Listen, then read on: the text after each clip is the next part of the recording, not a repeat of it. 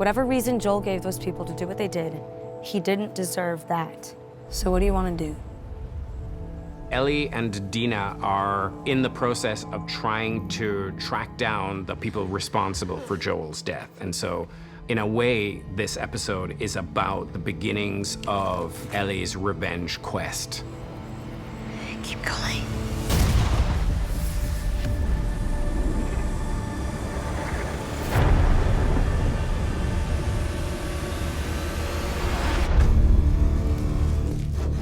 There is this new kind of infected person. The difference is that they simply seem smarter. They encounter... What the fuck is that? One of them. Wait, 3 of them. Wait, like 11 of them. Which means death.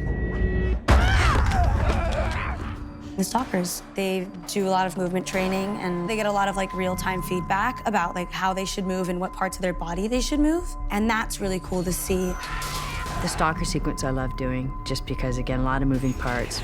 The dance of it with the performers and the stunt team's kind of the exciting part. Here we wanted to put the characters in a situation. There was no way for them to get out. They've bitten off more than they could chew. And now this might be the end for them. It's not a question of whether or not we survive. We won't. It's a question of, will one of us survive? And this is where we see the roles shift. Dina has been the one who's been taking care of Ellie, making sure that they do things smartly. But in this situation, Ellie, who is more violent and who is more effective in that way, and who can't be infected, torn apart but not infected, says, got it. Here's what's gonna happen. You're gonna hide, and I'm gonna die for you. Go!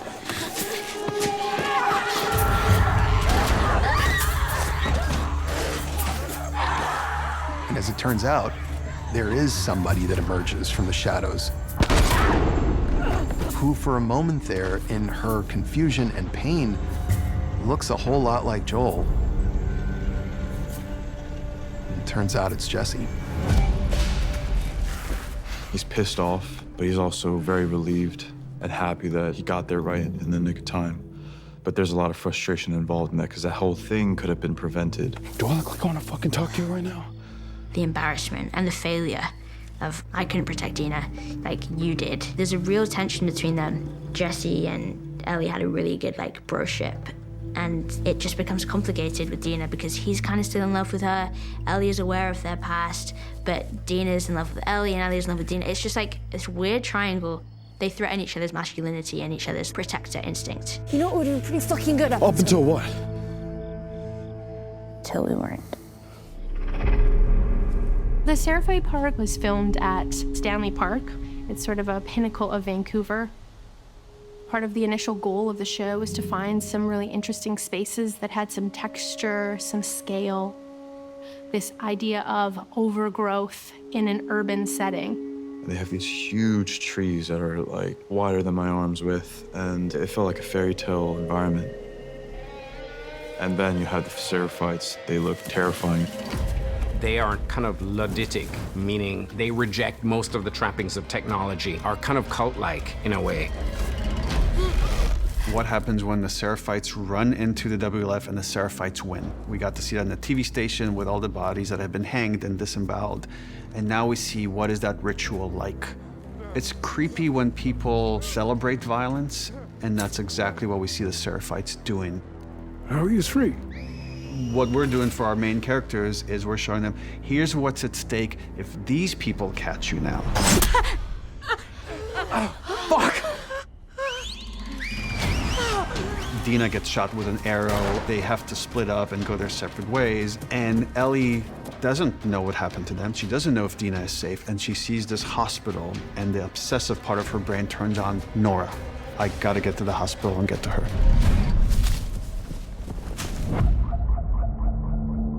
Nora is the person that restrained Ellie and forced her to watch the incredibly painful and brutal beating that ultimately led to Joel's death. And so Ellie is focused on trying to find Nora. You think that Nora is gonna be scared, and you think that Nora is gonna beg, or that Nora is gonna manipulate, but Nora doesn't do any of that. In fact, Nora finds this other thing inside of her. Nora thinks that Joel absolutely deserved what he got. And Nora is not going to go down without a fight here. So there's pride and there's moral certainty. I really love Stephen Williams. He opens the floor in blocking. It's just like, go for it. It's not prescriptive in any way. It's very much like led by instinct. It's a dialogue and we're like finding it together. When Neil and I were laying out season 1, one of the questions we had was how to deal with the idea of spores. That underground, in certain spots, there was a discovery that spores were in the air. They hadn't gotten out.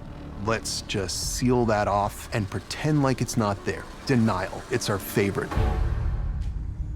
It looked incredible, like absolutely unbelievable with all the colors and all the textures. The amount of detail, just insane. What we're seeing are people that have been alive for years, decades. He was struggling to breathe. I said, Leon, were you bit? He said, it's in the air. Seal us in. The character has to make a very difficult choice, which is to seal her own son in order to protect the community. And we come back to similar choices that characters have made on this show. Do I save the person that's closest to me, that I love the most, or do I make the ultimate sacrifice of my own child to save the community? And here we get to see someone who made the opposite choice that Joel would have made. They exist in this endless, tortured state where they breathe air in and they breathe spores out. If anybody else were down there, they, like Nora, would be infected. But Ellie is not like anyone else.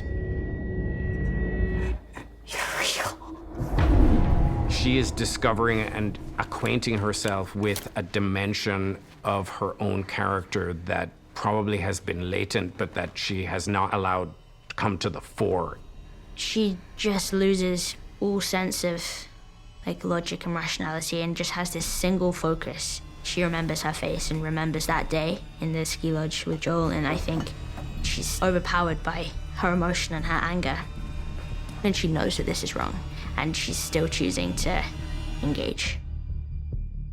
We see the willpower that Ellie has that is similar to very few characters in the story that would be capable of something like this. We've seen Joel torture people to find out where Ellie is in season 1.